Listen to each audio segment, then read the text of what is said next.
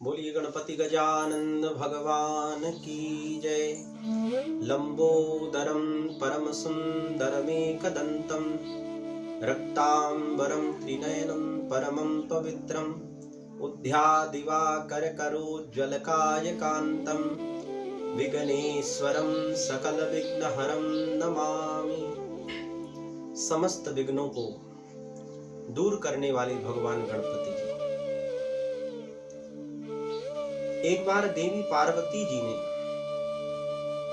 अपने पुत्र गणपति जी से पूछा, बेटा एक बात बताओ, फाल्गुन कृष्ण पक्ष में जो चतुर्थी होती है, इस चतुर्थी में किस देवता का पूजन होता है और इस चतुर्थी में किस नाम से गणपति जी का पूजन करना चाहिए और इस व्रत की क्या विधि है और इस व्रत में क्या भोजन के रूप में ग्रहण करना चाहिए, आहार के रूप में क्या लेना चाहिए, आप कृपा पूर्वक विस्तार पूर्वक बताएं। भगवान गणपति जी अति प्रसन्न हुए, कहने लगे, माता फाल्गुन कृष्ण पक्ष की जो चतुर्थी होती है, इसमें हेरंब नाम के गणेश जी का पूजन किया जाता है और भगवान गणपति जी के पूजन में विशेषतया खीर और कनेर के पुष्पों से भगवान गणपति जी की आहुति, हवन में आहुति करना चाहिए। उसमें खीर और कनेर के पुष्पों को आप प्रयोग में लीजिए और समस्त मनोकामनाओं को पूर्ण करने वाला यह व्रत है।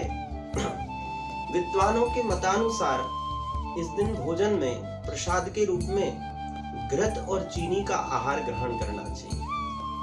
पूर्व में भगवान गणपति जी कहते हैं कि पूर्व में मैंने जो चतुर्थी का व्रत बताया, उसमें जिस प्रकार भगवान श्री कृष्ण से धर्मराज युधिष्ठिर ने प्रश्न किया था, वही पूर्व समय की कथा मैं आपको सुनाने जा रहा हूँ।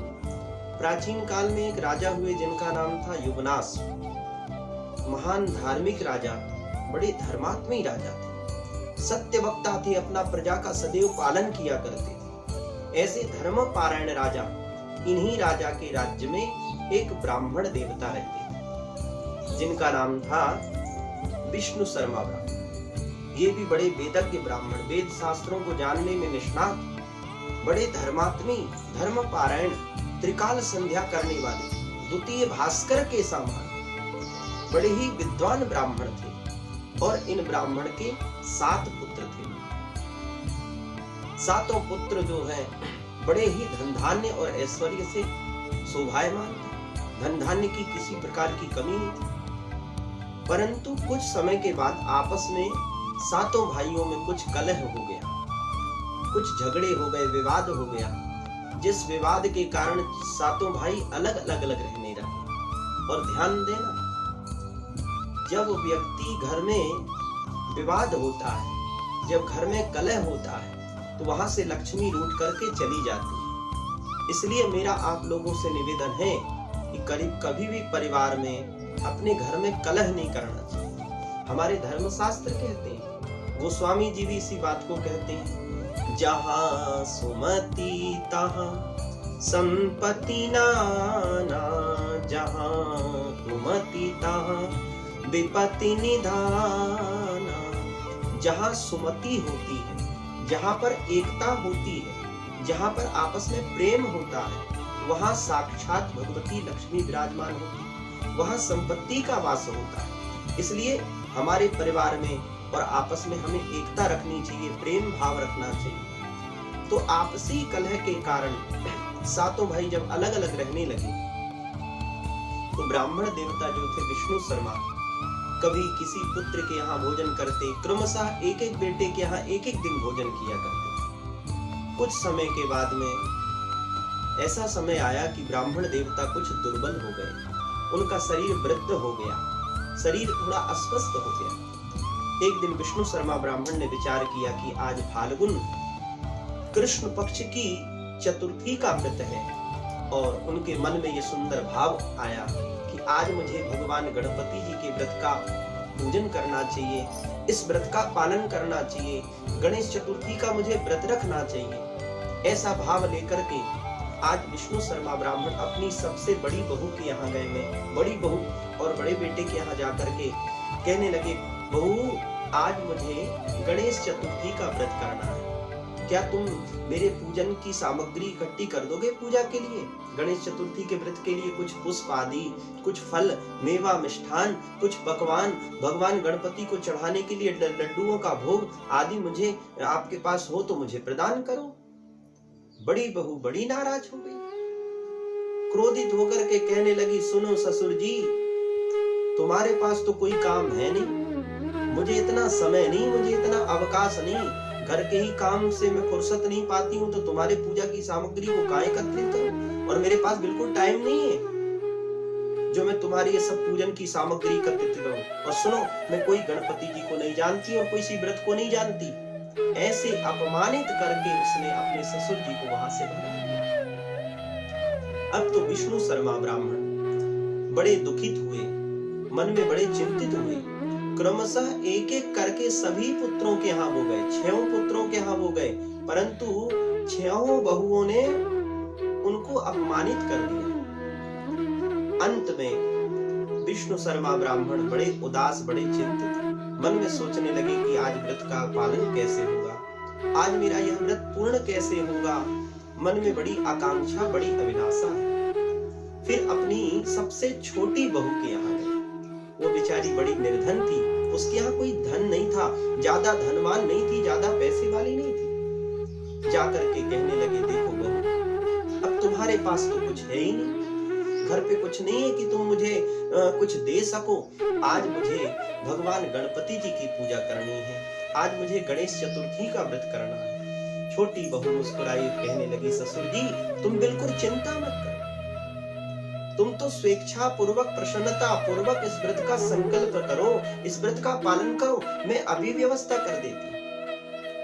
ऐसा कह करके उस छोटी बहू ने अपने नगर के कुछ ब्राह्मणों के घर में जाकर के भिक्षा मांग करके लेके आई। भिक्षा में कुछ चावल के लड्डू हैं, कुछ विविध प्रकार के लड्डू हैं, पुष्प, धूप, इत्र आदि सुगंधित व्रत की सामग्री और जितने भी पूजन में सामग्री लगती है, सब सामग्रियों को एकत्रित करके अपने ससुर जी के पास में ला करके कहती है कि देखो ससुर जी, ये सब व्रत की सामग्री है, आप इससे भगवान गणपति जी का पूजन करो, व्रत को पूर्ण करो। और सुनो, मैं भी आपके साथ में इस व्रत को पूरा करूंगी, मैं भी व्रत का पालन करूंगी। ऐसा मन में भाव लेकर के आज उस छोटी बहू ने भगवान गणेश चतुर्थी का इस व्रत का पालन किया। भगवान गणपति जी बड़े प्रसन्न हुए और जब व्रत पूर्ण हुआ उसके पश्चात अपने ससुर जी के चरणों को धुलाया है, उनका बड़ा सम्मान किया, सुंदर दिव्य आसन पर बैठा करके अपने ससुर जी को सुंदर भोजन पवाया। अब इतना तो भोजन नहीं था कि जिससे स्वयं भी भोजन कर पाए, ससुर जी को तो भोजन करा दिया, परंतु स्वयं जो है भूखे रह करके, निराहार रह करके उस व्रत का पालन करती। भगवान धर्मराज युधिष्ठिर से भगवान श्री कृष्ण कहते हैं कि हे युधिष्ठिर, रात्रि के समय अचानक उनके ससुर जी जो हैं, जिनका नाम था विष्णु शर्मा, उनका स्वास्थ्य थोड़ा अस्वस्थ हो गया, बड़ी तबीयत खराब हो गई। रात्रि के समय स्वास्थ्य अस्वस्थ होने के कारण बेचारी छोटी बहू बड़े परेशान, बड़ी उदास, मन में सोचने लगी कि देखो, आज ऐसा लगता है कि मैंने अपने ससुर जी को कुछ ज्यादा ही खिला दिया, जिससे मेरे ससुर जी का स्वास्थ्य अस्वस्थ हो गया। मैं कितनी अभागिन हूँ, मैं कितनी दुर्भाग्यशाली हूँ कि मैंने अपने ससुर जी का कुछ भी ध्यान नहीं रखा। ऐसे चिंताग्रस्त रहने के कारण, विचार मग्न मन में अनेक प्रकार की शंकाएं, अनेक प्रकार का विचार कि ये सब कैसे हो। ऐसे विचार मग्न रहने के कारण उसने रात्रि भर आराम भी नहीं किया, विश्राम भी नहीं किया। अनायास उसके द्वारा रात्रि में जागरण हो गया। जब प्रातः काल हुआ और प्रातः काल उठते ही क्या देखती है कि ससुर जी का स्वास्थ्य एकदम स्वस्थ है। और जब बाहर जाकर के देखा घर के आंगन के तरफ, तो चारों तरफ अनेक प्रकार के हीरा, मोती, रत्न, आभूषण, अलंकार बिखरे पड़े। अब तो इस बहू को महान आश्चर्य हुआ, मन में सोचने लगी कि ये सब धन कहाँ से आया, इतना धन, इतना सोना, इतनी चांदी, इतने आभूषण, इतने रत्न, ये सब कहाँ से आया। मुझे तो ऐसा लगता है कि कोई हमें फंसाना चाहता है, इसलिए किसी ने हमारे घर में कुछ धन द्रव्य सामग्री छोड़ गया है। अपने ससुर जी के पास में जाकर के कहने लगी कि सुनो पिताजी, मुझे ऐसा लगता है कि कोई हमें झूठा इल्जाम लगाना चाहता है, इसलिए देखो हमारे घर में कितने सारे रत्न आभूषण ये धन सामग्री पड़ी। ससुर जी विष्णु शर्मा जी मुस्कुराए और कहने लगे देखो बहू, इसमें तुम्हें बिल्कुल विचार करने की आवश्यकता नहीं है। तुम किसी प्रकार का विचार मत करो, किसी प्रकार की मन में शंका मत करो। ये सब भगवान गणपति जी की कृपा प्रसाद से हमें सब फल प्राप्त हुआ है। भगवान गणपति जी ऐसे ही हैं, बड़े शीघ्र प्रसन्न हो जाते हैं। और तुमने देखो चतुर्थी के व्रत का पालन किया है, इस चतुर्थी के व्रत के प्रभाव से तुम्हें यह सब कुछ धन धान्य ऐश्वर्य आदि प्राप्त हुआ। अब तो छोटी बहू बड़ी धनवान हो गई, उनके घर में बड़ा ऐश्वर्य, बड़ा धन। अब तो जो अन्य बहुएं थी, अन्य बेटे थे, उनके मन में बड़ा ईर्ष्या, मन में बड़ी जलन। सोचने लगी कि देखो देखो, ऐसा लगता है कि हमारे ससुर जी ने हमसे छुपा करके और छोटी बहू को अपना धन दे दिया है।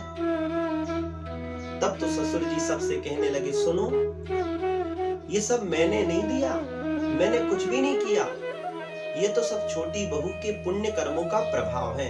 इन्होंने भगवान गणपति जी की पूजा की, गणेश चतुर्थी के व्रत का पालन किया, इस व्रत के प्रभाव से इन्हें धन्य धान्य की प्राप्ति हुई है।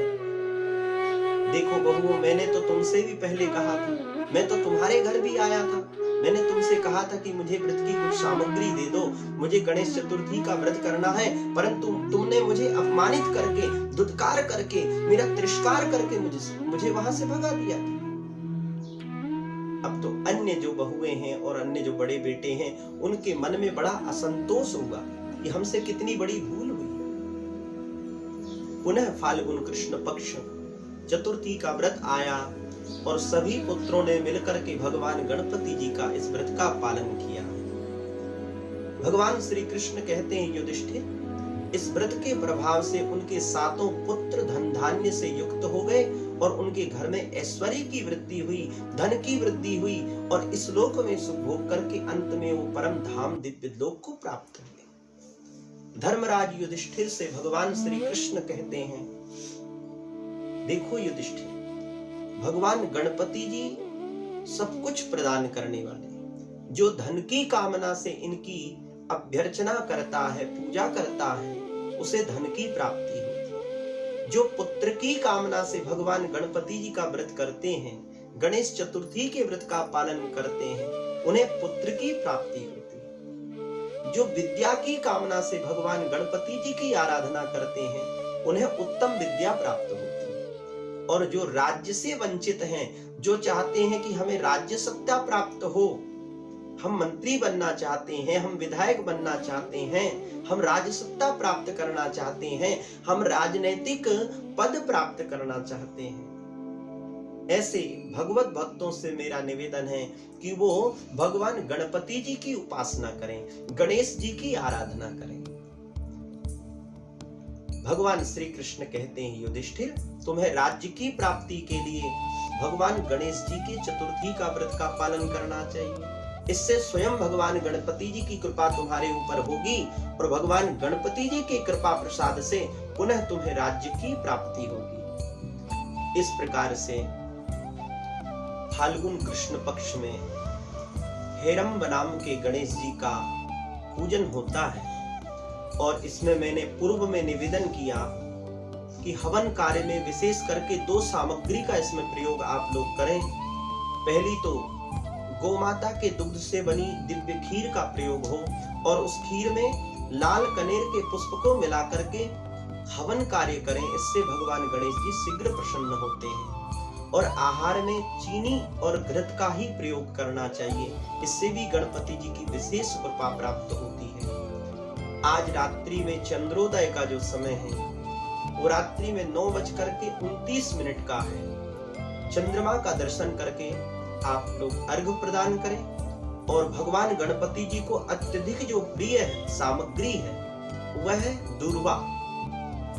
इस दूर्वा से भगवान गणपति जी की दुर्वार्चन आप कर सकते हैं। और मन में ओम गं गणपतये नमः, ओम गं गणपतये नमः इस मंत्र का आप जप कर सकते हैं। सभी दर्शकों को मेरा जय श्री कृष्ण, जय श्री राम।